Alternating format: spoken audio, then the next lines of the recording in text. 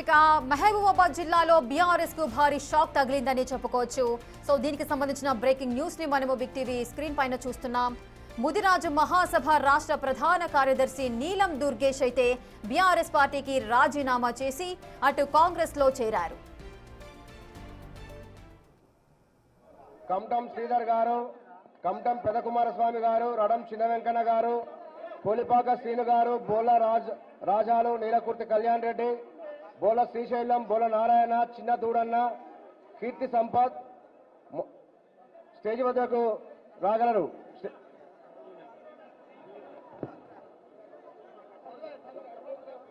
పెదగోని సురేందర్. ఇక మహబూబాబాద్ జిల్లాలో బీఆర్ఎస్ కు భారీ షాక్ తగిలిందని చెప్పుకోవచ్చు. రాష్ట్ర ప్రధాన కార్యదర్శి నీలం దుర్గేష్ అయితే కాంగ్రెస్ లో చేరారు. ముదిరాజు మహాసభ రాష్ట్ర ప్రధాన కార్యదర్శిగా ఉన్న నీలం దుర్గేష్ బీఆర్ఎస్ పార్టీకి రాజీనామా చేశారు. కాంగ్రెస్ లో చేరారు. పీసీసీ చీఫ్ మహేష్ కుమార్ గౌడ్ సమక్షంలో కాంగ్రెస్ గూటికి చేరారు వీరంతా కూడా.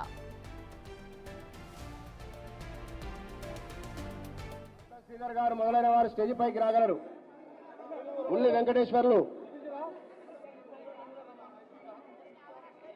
ఇంకా ఇప్పుడు పిలిచిన వారినే కాకుండా ఎవరైనా మిస్ అయిన పేర్లున్నా కూడా దయచేసి స్టేజ్ పైకి రాగలరు. క్యాంపు దండ నుండి దారావత్ కైకా సర్పంచ్ గారు, దారావత్ రవి ఎక్స్ఎఫ్డీసీ గారు, బానోత్ లాలు గారు, వార్డు మెంబర్ బానోత్ నరేష్, జాటోత్ వెంకన్న, గుగులోత్ వీరాసింగ్, దారావత్ రవి, బానోత్ వీరన్న, బానోత్ వెంకన్న, బానోత్ సితార, సారంపల్లి మోహన్ రెడ్డి గారు స్టేజ్ పైకి రాగలరు. సారంపల్లి మోహన్ రెడ్డి గారు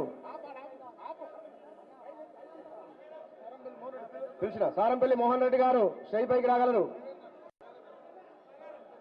లేదండి. మహబూబాబాద్ జిల్లాలో బీఆర్ఎస్ కు భారీ షాక్ తగిలింది. ముదిరాజు మహాసభ రాష్ట్ర ప్రధాన కార్యదర్శి నీలం దుర్గేష్ బీఆర్ఎస్ పార్టీకి రాజీనామా చేసి కాంగ్రెస్ లో చేరారు. పీసీసీ చీఫ్ మహేష్ కుమార్ గౌడ్ సమక్షంలో కాంగ్రెస్ గూటికి చేరారు.